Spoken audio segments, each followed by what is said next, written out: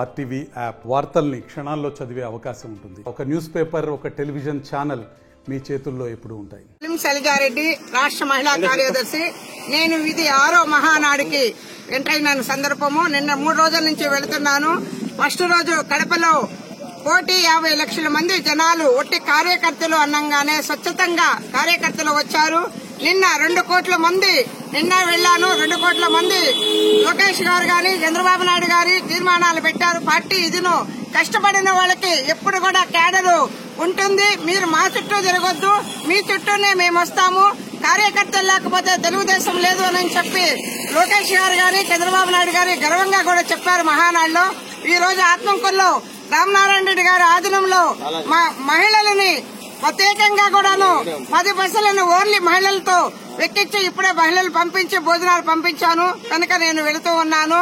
చాలా ఆనందంగా ఆత్మకూరు నియోజకవర్గంలో మహానాడు అనంటే ఎక్కడ లేని పండగ అనే ఒక సందర్భంలో పొద్దున్నే 7 గంటకల్లా మహిళలు వచ్చి బస్సుల కాడ కూర్చొని సంతోషంగా బయలుదేరినాను. సందర్భంగా ఇది ఈ ఏర్పాట్లన్నీ చేసిన మా దేవాదాయ శాఖ మంత్రులు రామనారాయణ రెడ్డికి మరొకసారి మహిళల తరపున నేను కృతజ్ఞతలు తెలుపుకుంటూ చాలా ఆనందంగా వెళ్లి రాత్రి 9 గంటలకు గానీ 10 గంటలకు గానీ రిటర్న్ ఇంటికి వస్తాము అని చెప్పి తెలియజేస్తాను. ఈ రోజు మహానాడు కార్యక్రమం రాష్ట్రంలో మరో పార్టీ చేయలేని విధంగా స్వర్గీయ నందమూరి తారక రామారావు జయంతి.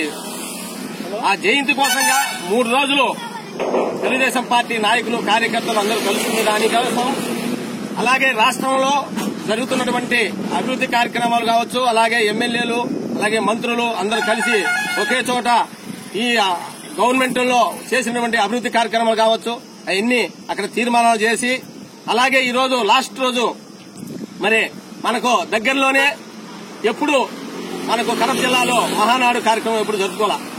అయితే చాలా మాకు సంతోషంగా ఉంది. ఎందుకంటే కడప జిల్లా మాకు నెల్లూరు జిల్లాకు దగ్గరలో ఉంది కాబట్టి ఇవాళ ఆత్మకూరు నియోజకవర్గంలో మా ప్రియతమ నాయకులు రాష్ట్ర దేవాదాయ ధర్మాదాయ శాఖ మంత్రులు ఆనం రామనాయుడు గారి నాయకత్వంలో ఆత్మకూరు నియోజకవర్గంలో 300 బస్సులు ఇవాళ తెలుగుదేశం పార్టీ నాయకులు కార్యకర్తలు కూడా తరలి వెళ్లి ఈ కార్యక్రమాన్ని జయప్రదం చేయడానికి ప్రతి ఒక్కరు కూడా కృషి చేసినందుకు వాళ్ళందరూ కూడా ధన్యవాదాలు తెలుపుకున్నాను.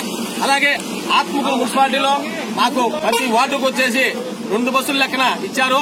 అవి కాకుండా బస్సులు మాకు వచ్చే స్పందన చూసి తెలుగుదేశం పార్టీ నాయకులు ఇంకా కూడా సరిపోలేదంటే అది కూడా అదనంగా మరో 5 బస్సులు కూడా ఇవ్వడం జరిగింది.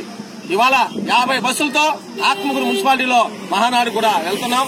ఈ కార్యక్రమంలో ఎక్కడే గాని భోజన సదుపాయం గాని ఎలాంటి ఇబ్బందులు లేకుండా మా నాయకుడు ఇవాళ మాకు ఇక్కడ చేసిన ఏర్పాట్లన్నీ కూడా మేము చాలా సంతోషపడుతున్నాం.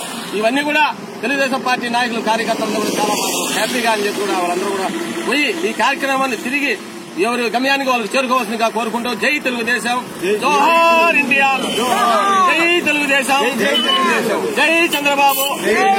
15వ వార్డు ఎస్టీ కాలనీ మహానాడు మాకు ఇక్కడ పెట్టడం మంచి సంతోషంగా ఉంది. మాకు తెలుగుదేశం మహానాడు ఒకసారి హైదరాబాద్ పోయినాము, ఒకసారి వచ్చి విజయవాడకు పోయినాము, ఇప్పుడేమంటే కడపకు పోతున్నాము. మేమందరం మొత్తం 60 మందిని ఎస్టీలు ఆందోళన 15వ వార్డు నుంచి మొత్తం పోతున్నాము మహానాడుకి. నమస్కారం.